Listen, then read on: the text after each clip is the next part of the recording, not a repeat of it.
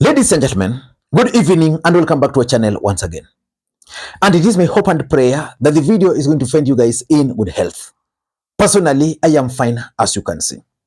Kisumu is fantastic, and maybe you could also let me know where you're watching the video from. The county or the country, in case you are out of the republic. Ladies and gentlemen, Karua today rebranded her party NAK Kenya into totally a new, different political party, the People's Liberation Party. That launch has actually sent William Ruto and Raila Odinga into panic mode. The event was attended by key political players in the Republic of Kenya. It was attended by Rigathi Gachagua. In a record 2 years, William Ruto has destroyed the Kenyan health system. In a record 2 years, he has destroyed the education system. In a record 2 years, the cost of living is unbearable. In a record 2 years, nothing is working. And the 2 years has been nothing but a package of lies and lies and lies. It was attended by Kalonzo Musyoka. Proposal. In order to honor the young Kenyans who died, a lot of them on the 25th of June, which I call J25. June 25, if it meets with the approval of the young Kenyans, the Gen Zs, we will, Mother and our colleagues here, declare, because that is the true liberation day for purposes of fighting injustice and saying no to abductions and saying no to stealing of our resources and saying no to impoverishing our people. We will declare June 25th a public holiday.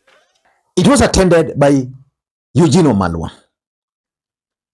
For the young people today, the message of unity is not just about parties, not just about these seasoned politicians, party leaders, and political parties. The unity that made us succeed in the first liberation was across generations. We had young Gen Zs like Dedan Kimathi who paid the ultimate price. But we had old men like Jomo Kenyatta who came together and formed the first government. That was the first liberation. In the second liberation, we had young Turks like Muhisa Kitui, James Orengo. They were very young. But they were able to come together with seasoned old guards like Jaramogi, Masinde Muliro. That is how we were able to remove Moi from power. Today, as we talk about unity, we want unity of not just political leaders.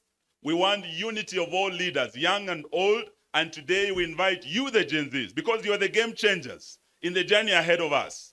Musiseme hamutaki kufanya na hawa wazee. Hamutaki wanasiasa. Ya kwamba you are leaderless, you are fearless. Today we want to tell you, kidole kimoja hakui chawa. Murara Kebeso was present.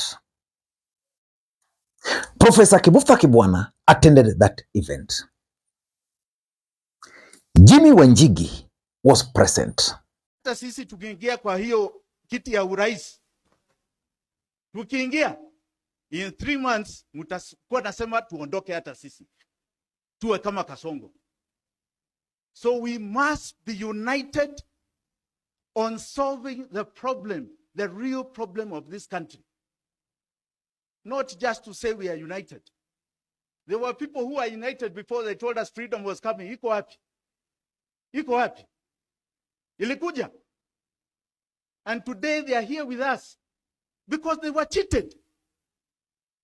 Because they were cheated. There were others who were told, like my dear sister, that there is a liberation coming from Raila Odinga. Leo Raila ako wapi? Na ni rafiki yangu, ako wapi? Ako wapi? The two deputies are united here, na wao wako united kule kwingine. Let us be careful about this unity. It must be about framing the questions of the people of Kenya. Muhisa Kitui was also present. I am representing a gentleman who's not here with us, and his name is Fred Matiang'i. He sent me to come and tell his colleagues, Honorable Kalonzo Musyoka, Honorable Rigathi Gachagua, Honorable Martha Karua, Honorable Eugene Wamalwa, my brother and my friend, Honorable Morara Kebaso, Honorable all the people and the teams that are here, I want to say thank you. Wanjigi, oh God, you are a serious Kenyan. We are very, very proud of you. In this video, I want to reveal to you guys why the event has actually sent William Ruto and Raila Odinga into panic mode. Because the rallying call during that event was simple. Ruto must go. But before you do that, for those who are watching this channel for the first time, please take a second or two, click the subscribe button so that next time we produce a video like this, YouTube will automatically notify you. And to the subscribers, I want to continue thanking you guys for your continued support. Because without that support, this channel cannot be where it is. Ladies and gentlemen, without any further ado, allow me to dive in. The launch or the rebranding of NAK Kenya into a new political party, in my view, is part and parcel of Rigathi Gachagua's wider scheme. I want to easily conclude that this People's Liberation Party is the party which Rigathi Gachagua is going to join. I can predict that based on the excitement I witnessed from most of the allies of Rigathi Gachagua.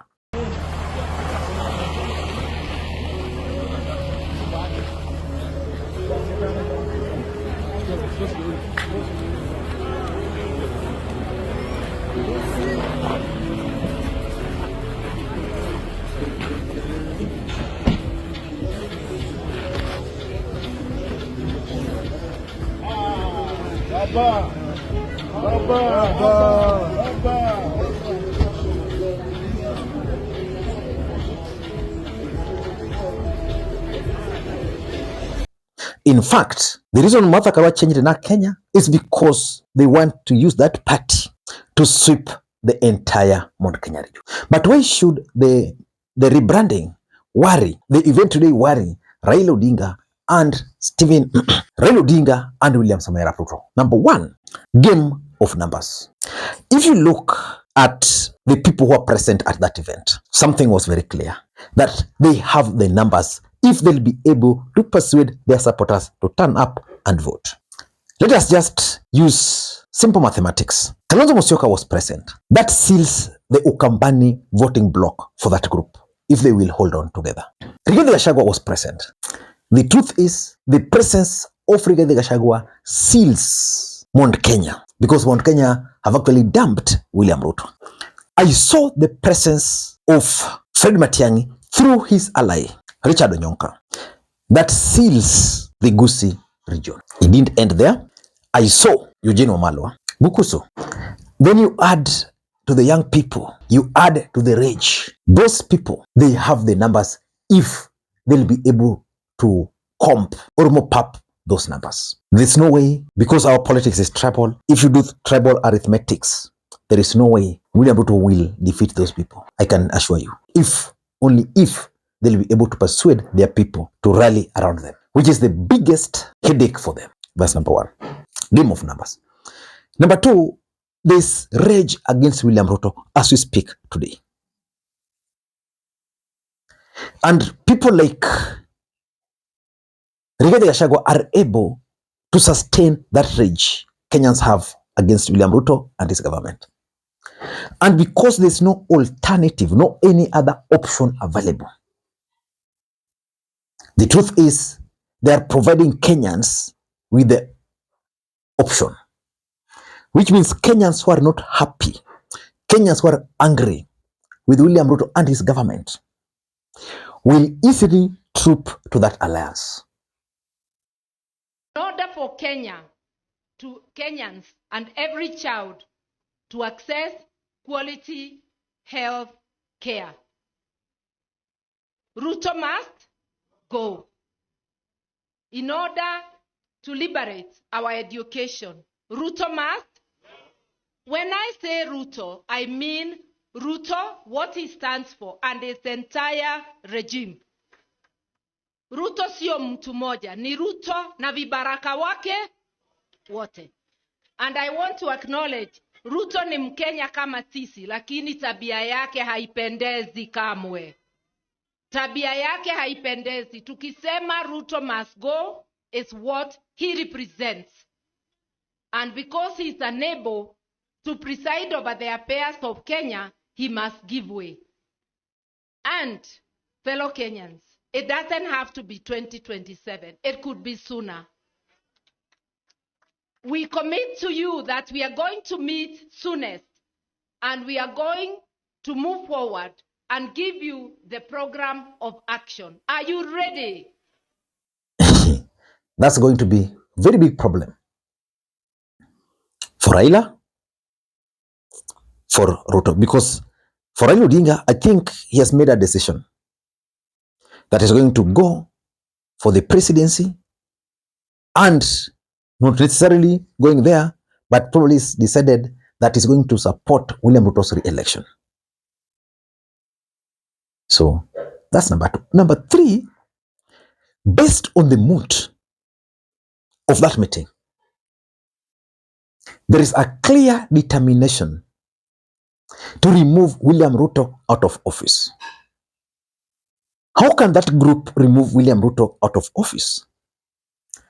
If they can unite, which means most of them must be willing to sacrifice their political ambitions and come up with a winning formation. And just like I said, that is the biggest challenge for them. Because we have Kalonzo. Martha Karua already made it very clear that for her, she can wait. But we have Kalonzo Musyoka, we have Fred Matiang'i here. If Rigathi Gachagua will be cleared, those three, who do you think can sacrifice for the sake of the rest? But if they can do that, if they can decide, okay, let us forget our personal ambitions, let us deal with the main issue now, Ruto. And that's why the advice from Professor Kebutha Kebwana is significant, politically speaking, for this group.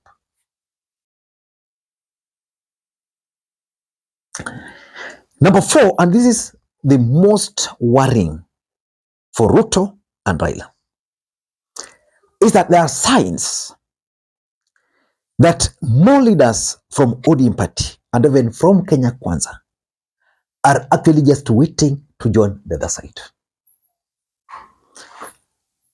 Mark this. Moses Masika Wetangula might join this group.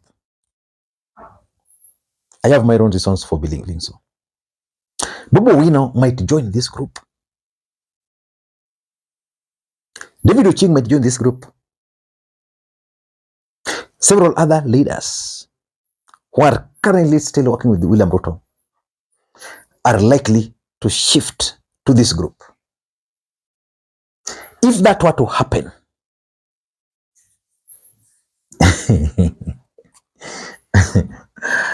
Raila Odinga, William Ruto will be packed into a sack and delivered to Sugoi and another one in Bondo in 2027. And lastly, unless they'll mess it up, I'm seeing Moi must go moment.